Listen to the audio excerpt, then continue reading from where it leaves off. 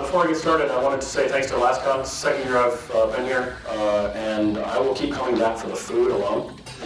So anyone watching, come here. The food is amazing. So, all right. So runtime analysis and manipulation. It's basically debugging. It's been around forever. We've done it forever. You know, on client apps, on your server apps. As a developer, you're probably debugging all the time, but you're not debugging in the sense of security debugging, right? You're not thinking about how could I maliciously use this application with a debugger, right? And that's kind of what I want to get into, both in Android and iOS. They're a little bit different between the two. You know, for all intents and purposes, I like testing iOS better from a runtime analysis standpoint. There's more tools for it, and most of it I can do on a device, which, you know, in the real world makes more sense, and we'll get into some of that. Use cases, really client-only apps for me. The reason being is because with client-only applications, you have most of your security controls on the client. So I want to get inside the application, and I want to try to bypass those controls. Or if there's custom protocols. I've seen everything from weird TCP to UDP. Good, for instance, good messaging, good for the enterprise uses UDP, right? So I can't really intercept that traffic, modify it, and make changes, but through debugging, I can, right? Because I can get into the app, get into the memory, make changes that way.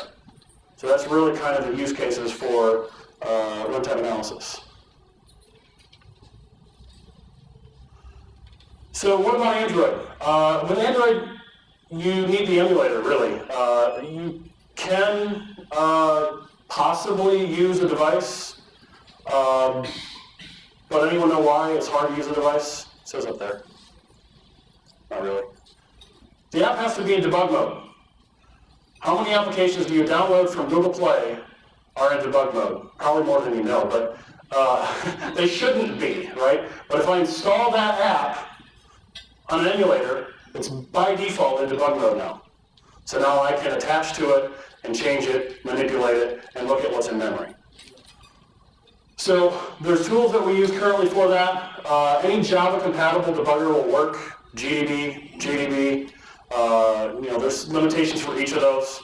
Whatever works for you. Most of you developers probably already have one that you prefer. Maybe it's all built into Eclipse or your Android development space. So I'm going to show JD-GUI, how we use it, real simple.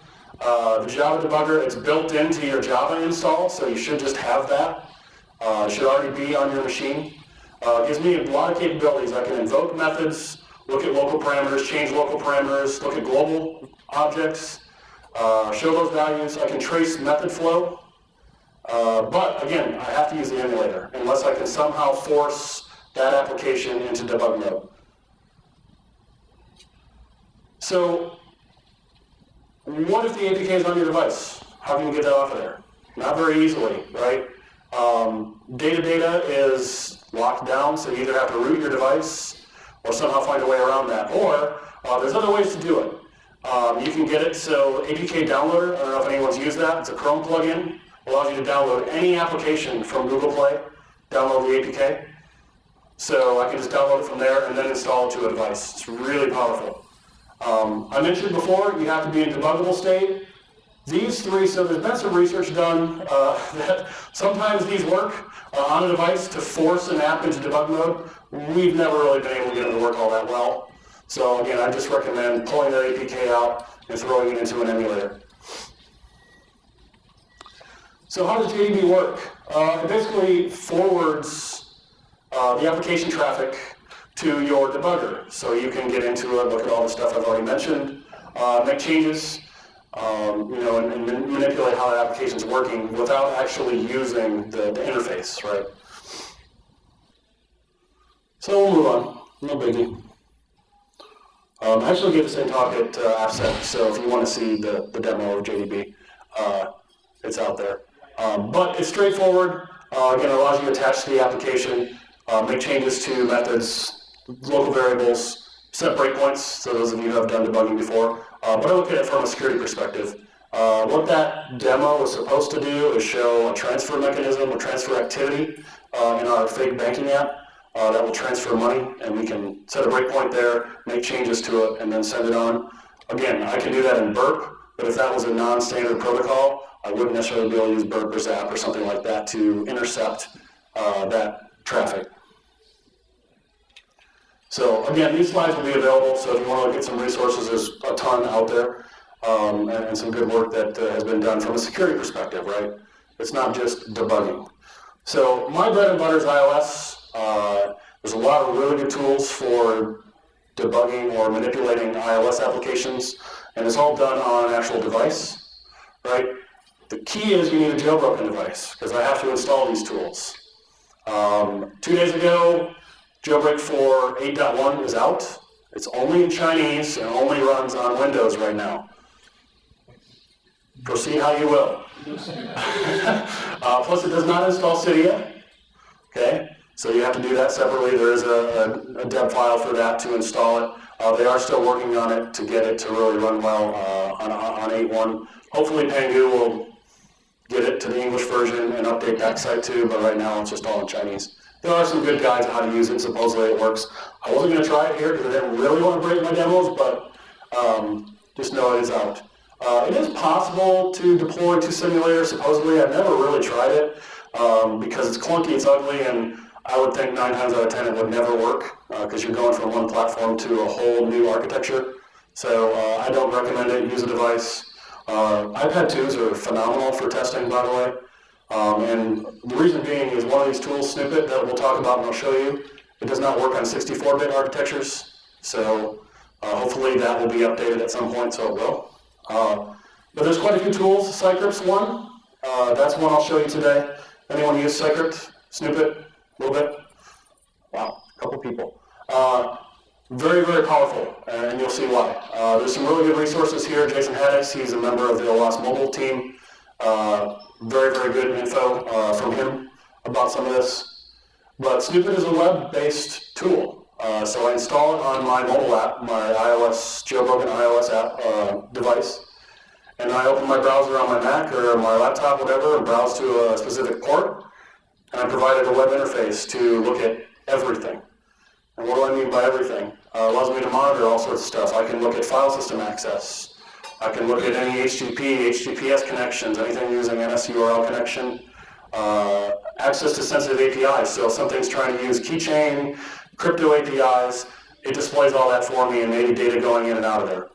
Allows me to debug outputs through NS logs. I can also trace. Trace to me is the most important piece of Snoop-it. So if I open an application and I prompt it with a login screen and I have absolutely no idea where to look, turn on method tracing, I can see the whole stack trace of what it's doing. Which class, which method, what's it passing, what's it setting, all of that. I can fake all sorts of stuff. There's applications we've looked at that have to be run in, say, Australia. Well, that doesn't work for me because I live in Iowa. That's a little ways from Australia. Okay? So I have to be able to fake that location, and I can use Snoop-it to do that. So I can tell the app, hey, he's not really in Iowa, he's in Australia. Also allows you to fake hardware identifiers, MACs, UDIDs. And you can forcibly display controllers. So if you know how iOS works and how Objective-C is programmed, you have all sorts of different controllers, right? All sorts of different view controllers. And I can forcibly display any of them that are available through the use of Snoop-it. Snoop-it's very easy to install. I won't walk through these steps. You'll be able to download the PDF and look at it. But for the most part, it's straightforward. You can do it through Cydia. You just have to add a repo. So those of you who have used Cydia before, you just add a specific repo, download it, install it. As I said, it will only run on a 32-bit architecture, so it does not work on 5S and above, or the iPad Air and above. So don't even try to install it. I guess I haven't tried it, but my guess is it won't work, because Andres Kurtz, he's the leading member of the team that wrote that tool, and he says it won't. So hopefully they fix it. It's on their roadmap, but the roadmap doesn't have a time frame, so I don't know when that might be. Hopefully sooner than later, because I'd really like to look at Apple Pay. So let's see if I can get an actual demo to work. All right.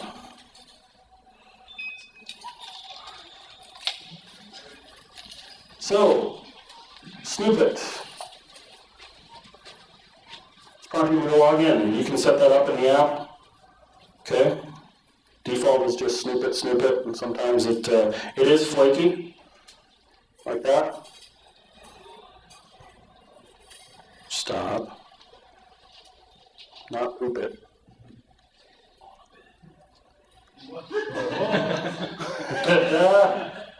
Yeah, welcome to the world of Snoop-it. Let's try something else here. There we go. There's a memory address. Welcome to Friday. Yeah, so, yeah, probably.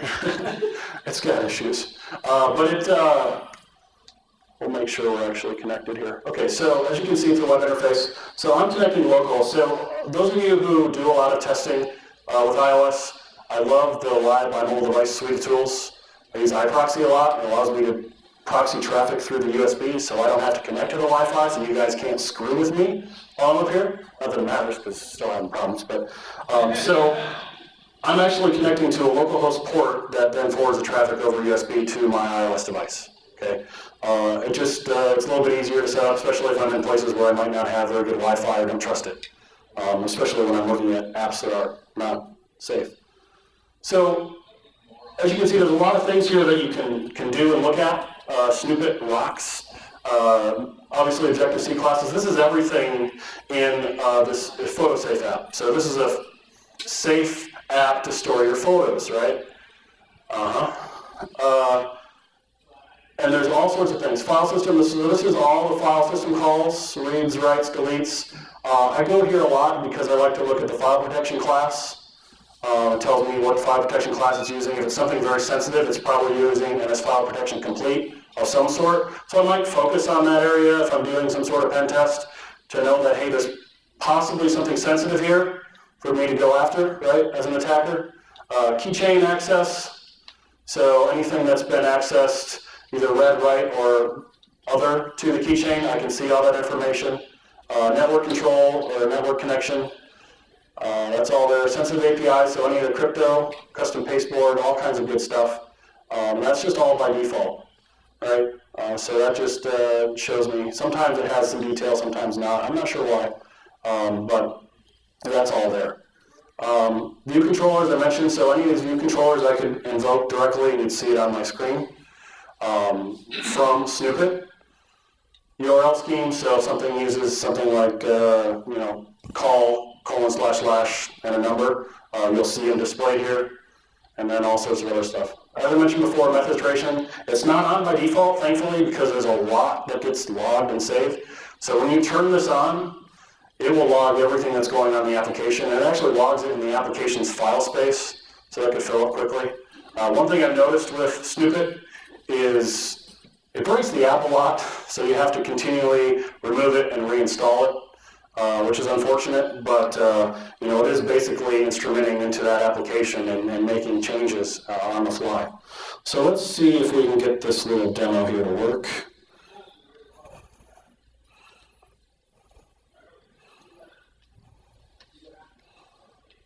So here's my iPad. This is the photo-safe app. Prompts me for my password, right? What do you think we're going to do here? Break it, maybe? As long as it will work.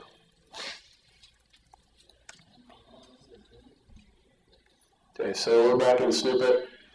Wish this showed a little bit better. But I want to go look at the classes, okay? And kind of page through these. See if we see anything that looks suspicious. Anyone? Anyone? So what it does, I wish you could see this better, is it allows me to look at classes, methods, variables, parameters, what's going on in the app. But it also gives me the option to, anyone see something funny there? All right, so dismiss lock screen, and this isn't going to show up, so I'm going to have to go here quick. But it will allow me to actually invoke that directly. So as you can see, there's a setup and invoke now that I've stretched the screen. And I can invoke that method, and then I broke the app. So, but as you can see, it bypassed the lock screen. So I'm in your sensitive photos now. their authentication is completely broken. Okay, and I did that all from that client Snoop-it installed application. So I'm going at a client-side control, which is the lock screen, right? Most apps that I've seen, photo-safe type apps, they have the same problem. They're not really securing your info, and heck, most of them just rename the image file to like not image, right? So just be aware of that. But from a security perspective, even as a developer, it's probably good to know this. Now, don't go back to your company and start hacking away your apps. That's probably not something you want to do. But get familiar with these debugging tools. They're very powerful, and it will allow you to see certain things that you may not have thought of. So I chose Snoop-it first from iOS because, frankly, it's easier to look at, easier to use out of the box. I can see all of the different Objective-C classes. But there is another tool that's just as powerful, if not more powerful. And actually, I believe Snoop-it's written on top of it, and that's Cycript. Who's used Cycript? It's phenomenal, right? It's basically a tool that will allow you to do the same thing as Snoop-it, attach to the running application, and run commands against it, using either JavaScript or Objective-C. It's kind of an intermingle of the two, right? So it's very powerful. You can write scripts in it. You can write parsers to look for certain things going to and from your application. You can dump all the classes, parse through all the classes, look for methods with specific names, and so on. So iOS execution flow, those of you who are iOS developers, you probably understand they all have main functions, right? So when you click on something on Springboard, that main gets executed and possibly brings up a new controller, right? So that's just real basic execution flow in iOS, which you kind of have to understand if you want to use Cycript, because Cycript is command line. So it's not as pretty as Snoop-it. You don't see a big GUI with everything dumped out there for you. You have to get at it yourself and kind of go down the tree, walk down the tree and look for what you think you might be wanting to look for. So I kind of went through what it is, but it is a programming language. It's very, very powerful. I've not tested it on 8 yet. I'm guessing it will work in 8 and 8.1, but again, I didn't want to really put that on my jailbroken device and see if I could get it to work in Chinese. So, but it allows you to hook into the process, make changes, just like all the rest of them, JDB, Snoop-it, what have you. The more powerful thing is writing and executing scripts. Since those of you that might be writing in JavaScript, you can execute scripts against the memory addresses, against Objective-C. It's phenomenal. If you really get into it and, say you have a container-based app, right, and you want to make sure everything's secure at the container level, I can still get into your app even though it's in a container, right? So I'd use Cycript or Snoop-it to make sure that your container-based app is still secure.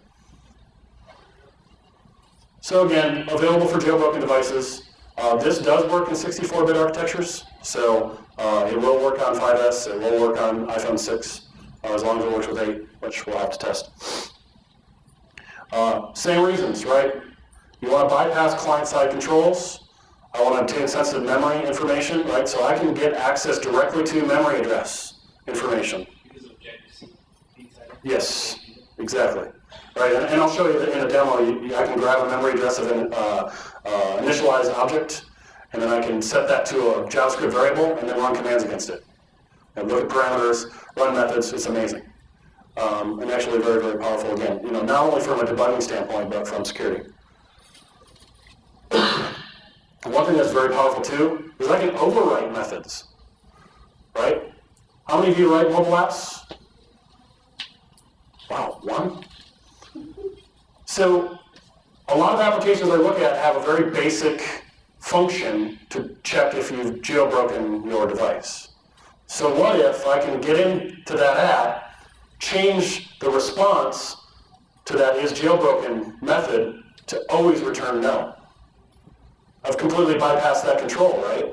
I don't care what you're doing. You could have 10,000 lines of code, a million things you're checking, but in fact, only thing you're returning is a Boolean. I just modify that, and now it's never jailbroken, even though it is. So I can method swizzle. It's phenomenal for things like that. Or if it's checking password lengths, things like that, that it's a control you've intentionally put in your app, and I can bypass it.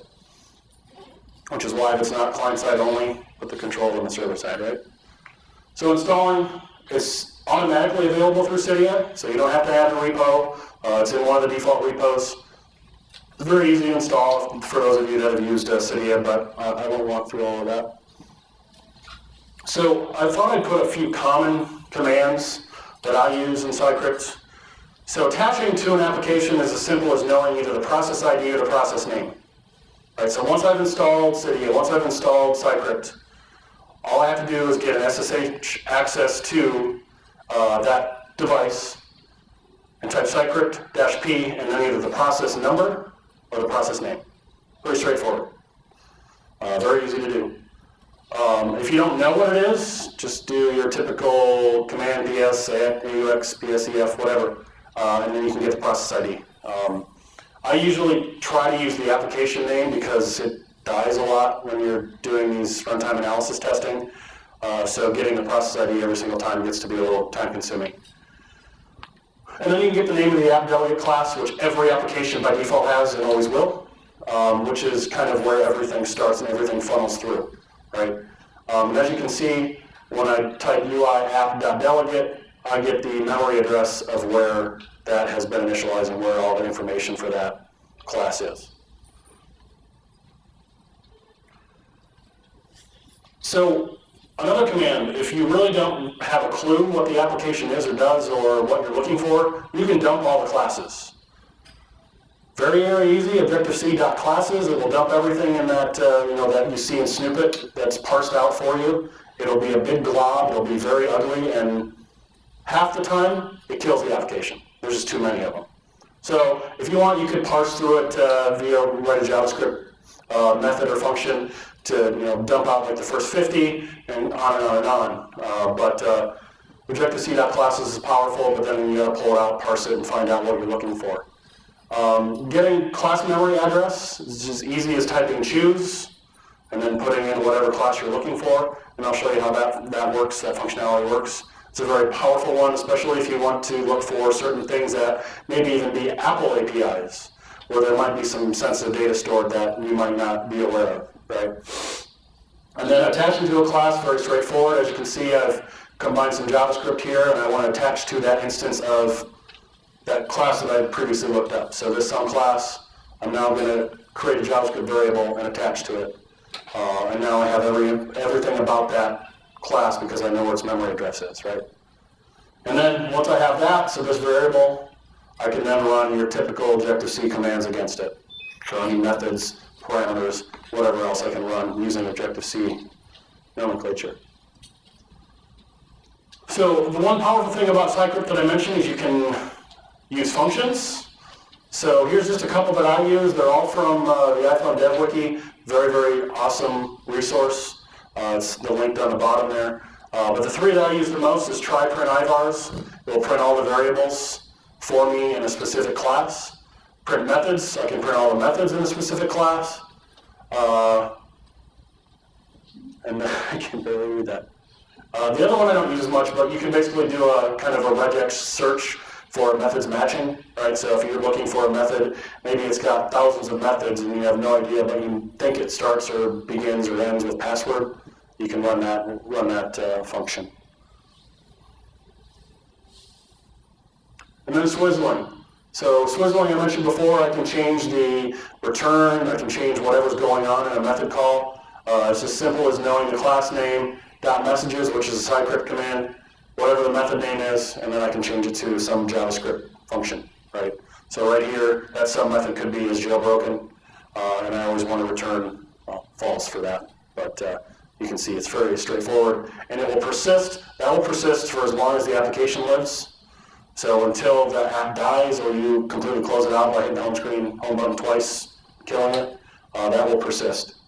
So that's pretty powerful, especially if it's something that always happens on logout or login, but you can't get it to work the first time, so you need to set it and then log out and log back in, and then it's set for good.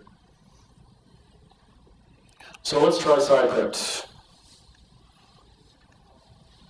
See if I can find my right.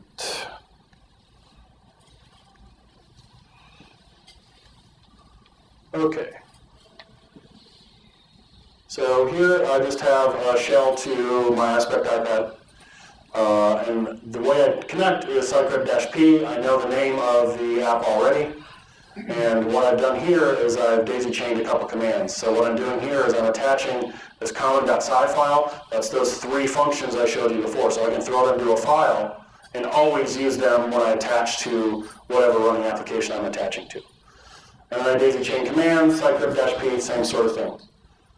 Now, the one thing I'm going to say here is Snoop-it and Cycript do not work well together, so sometimes it just fails. And that will require the delete and reinstall application. And that's all on Snoop-it, because I'm not sure under the hood what it's really getting at, what it's doing to the app, but it's doing something where Cycript gets confused. So let's just do a couple things, see if I can see, it's, like I said, it's confused. I'll show you. Now this I actually have a demo of. Did you mean Objective-C that file? Oh yeah. Good job. Good thing I can almost read over there.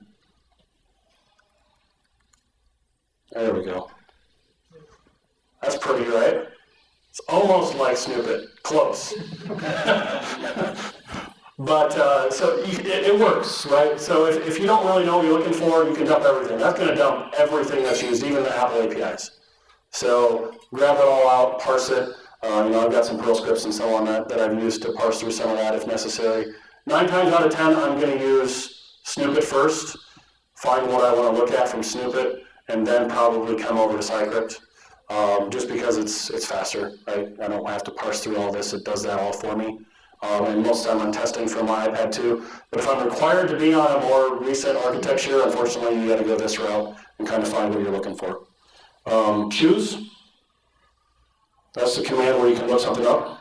Great thing about Cycript, it has tab completion. So if you're not quite sure, it's a very, very long class name. It will complete it for you, which is kind of nice. So there, I got that pass review controller.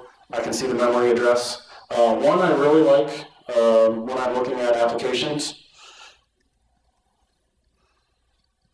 Yeah, that's too many of them. UI text field. Why do I like that one? Yeah. I mean, most every field in a mobile app uses UI text field of some sort, right? So there's a lot of info in here, but I guarantee if you start looking at some applications, and I highly recommend it, right? There's a lot of bug bounties and so on mobile apps. Basic commands like this, you can find passwords, usernames, things like that may persist forever, which not only is a memory leak issue, but it's a sensitive data leak issue, right? Especially if you go in, you log in, and you specifically log out, I would think you'd want your password and so on removed from memory, but that could be just me. So that's a favorite one of mine. But let's try this, right? So this is just like Snoop-it, but what I want to do is I want to create a variable and attach it to that memory address, right? So I've got my password view controller, and now I'm attached. If I'm not sure what the methods are, even though I already know, right, I can use my print methods command, which it also has tab completion on.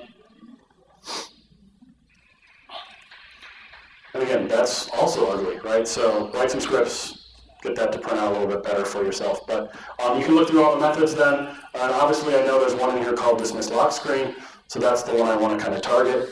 And since I've got mine already instantiated, that's what that looks like, right? And then it kills the app. But that's how you do it, right? So I use them both at the same time. I go back and forth. For looking at memory, I use Cycript. If I want to know like variables, values, I want to look at like UI text fields, stuff like that, I use Cycript. Again, I'm going specifically from a security perspective, looking at the local controls and how I can bypass them, right? Are you storing things that are sensitive locally, right? So we can use this in cases like there's certain MDM vendors that have certificates, right? They're using VPNs, app by app VPN, but they're storing certificates locally. They've locked them down, but I can use Cycript here and grab them and then put them maybe on another device. Those certificates might be only for my user ID, but not anymore, right? Because now I've grabbed and stole that private key that might need to be used elsewhere. So that's really how we use, those applications for assessing and manipulating iOS and Android applications. I really wish I could have showed you Android, but it is what it is. So, any questions on that before I move on? Memory analysis is very short, but I wanted to bring that up too, because while it's not necessarily manipulating it, it's still a big deal of the runtime, right? I want to know what's in memory. I want to make sure there's no memory leaks. Not only from a performance standpoint, but if you never remove anything from memory, that's just not good programming, right? So let's make sure we at least analyze it from a manipulation standpoint, look at memory. So memory dumping is different on both of them, right? Why do we care about it? I already kind of mentioned that, right? We don't want to know, we don't want sensitive info retained too long. Like for instance, credit card numbers. What does PCI think about you storing a credit card number in memory forever? I don't know, right? It might be good, but my guess is if someone found that, it's probably not good anymore, right? So it's something to think about, because more than likely you're using the UI text field for them to type it in. Well, but it's masked. Well, it's not masked in memory, right? So remove it once you submit it. Simple things like that. And the only way to really validate that is through debugging or testing, like I've showed you. So Android is not nearly as straightforward as iOS from a memory analysis standpoint. Android, you have to use DDMS, take an hprof dump, take that hprof, convert it using the built-in Android conversion tool, and then view it in your favorite memory analysis tool, whether it's the Eclipse SMAT or JHAT, something like that, right? But again, the problem with this is I have to be able to either connect to a device that already has the memory that I'm interested in, or grab that APK, put it on an emulator, and specifically look for the memory leaks and where I could be storing that sensitive information. But that's the only real way to do it in Android, other than trying to debug if you know exactly what you're looking for. But that's a pretty good way. Anyone used like JHAT, anything like that? Yeah. But again, it's pretty powerful. So here's some steps how to do that. Again, I won't walk through it. We don't really have a whole lot of time left. But straightforward. Again, Android has a built-in tool to convert the hprof file that DDMS dumps out, and you can pop it into any memory analyzer that you wish. And then iOS. Hello. iOS is back to Snoop-it and Cycript, right? Cycript will allow me to get at any of the memory that I'm interested in that specific application. I just have to kind of dump it out, look at all the different messages, look at all the variable values, parameters, and so on. And it will remain there. Like for instance, UI text field, there's times where I'll connect to an app that's been running for say 2 months, and it's just lengthy thing that may have my password in there 75 different times, right? Because they never scrub it. Every time I log out and log back in, they put a whole new parameter in there in the UI text field. So something to think about from a development standpoint too. So almost running out of time. So binary analysis, same sort of thing. With memory analysis, it's not necessarily manipulating the runtime, but it's important when it comes to security proofing your application. iOS, obviously, I can't decompile an iOS binary.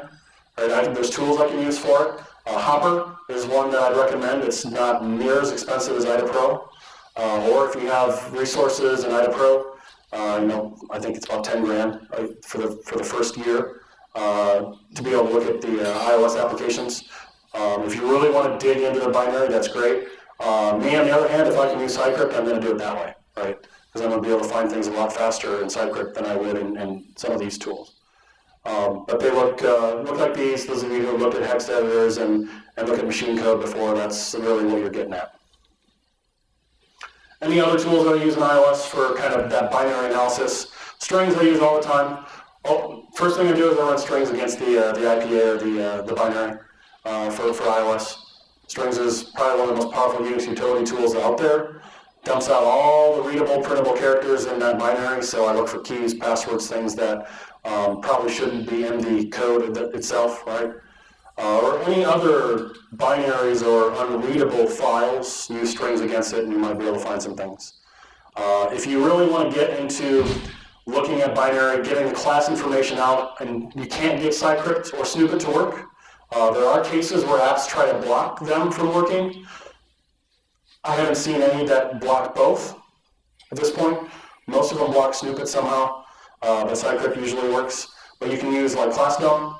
It will dump all the classes in that binary. Unfortunately, you first have to use clutch to decrypt it. If it's one you've downloaded from iOS App Store, but all of those work. So definitely look at those tools if you're going to get into binary analysis. And this will probably come more into play as we get more sophisticated with our mobile apps moving forward, get more client-side only type applications. We're kind of bridging that gap now, going from mobile, laptop, and they're all kind of, we got the Surface now. What's that, right? Is it a laptop? Is it a tablet? Yeah.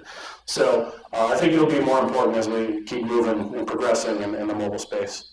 Obviously with Android you can decompile, it's Java, Dex code. That's changing with Lollipop, ART, right?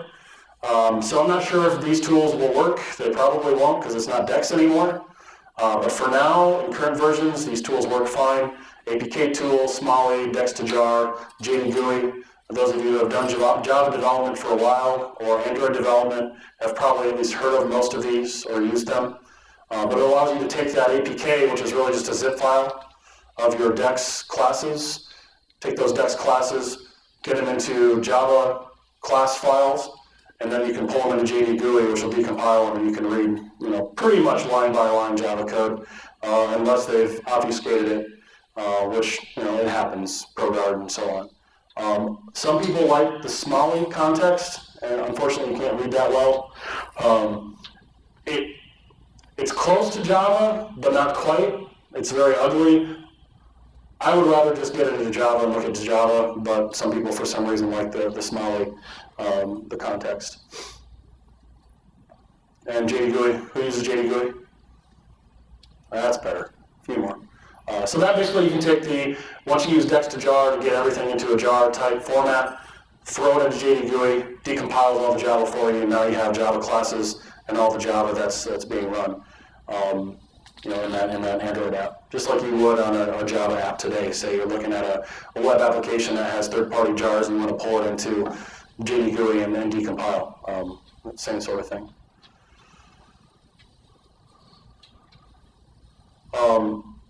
These I don't typically get into anymore. Recompiling and resigning. The reason is it doesn't always work, as you can see here, because you have to disassemble, modify what you want to modify, reassemble, resign, which is usually where it fails, and then reinstall, right? So it does work. That's where a lot of the malware and so on in the Google Play Store come from, right? This sort of, but you've got other tools before you'd ever get to this point to have to change things. But here's an example. Again, this will be in the slide deck when you see it.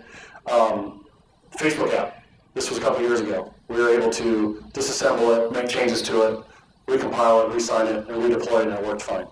My guess is that won't work anymore, but there's the steps to do it. Lots of resources throughout this slide deck. It's definitely not my work. Jason Haddock's, again, he's a big one in the iOS side. He's done a lot of work with the Lost Mobile community, so definitely give those guys your praise too. So, questions? I think we have some time. 2 minutes. Are these slides going to be available? I missed the beginning of yours. Yeah, they'll be available. Yep. A question, can I create an app and see on somebody else running there that say I can steal information?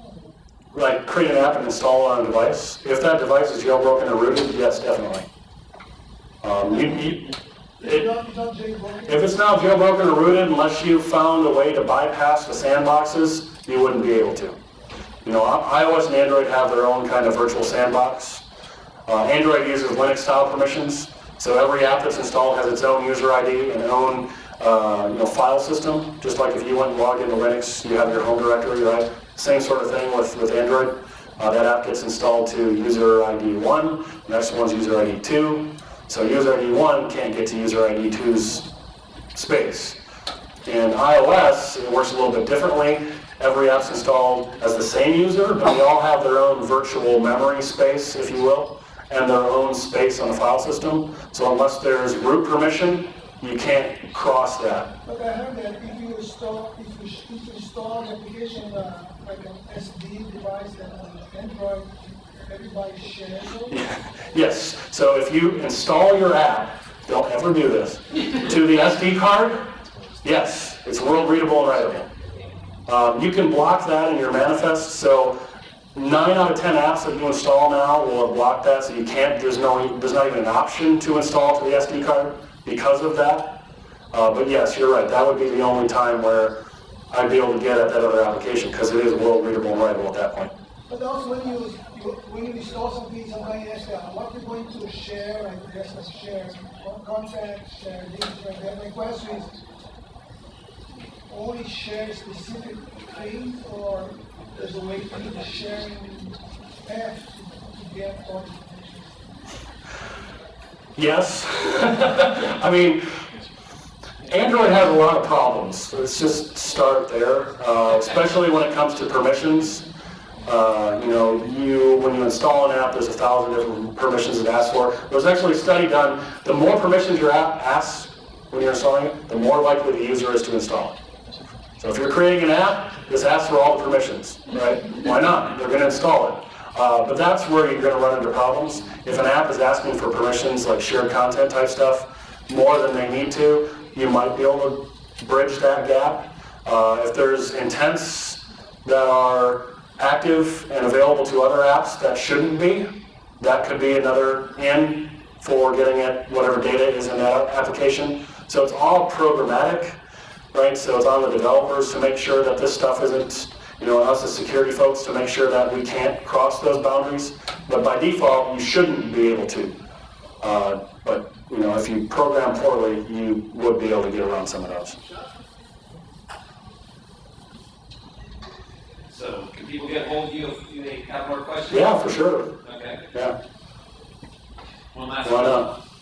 So using Snoop in the past, it seems like I was fighting more the connection lost and kind of finickiness of Snoop-it. Is there like a version that's most stable? Is there tips and tricks to using that, or is it just luck of the draw?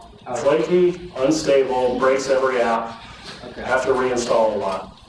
Yes.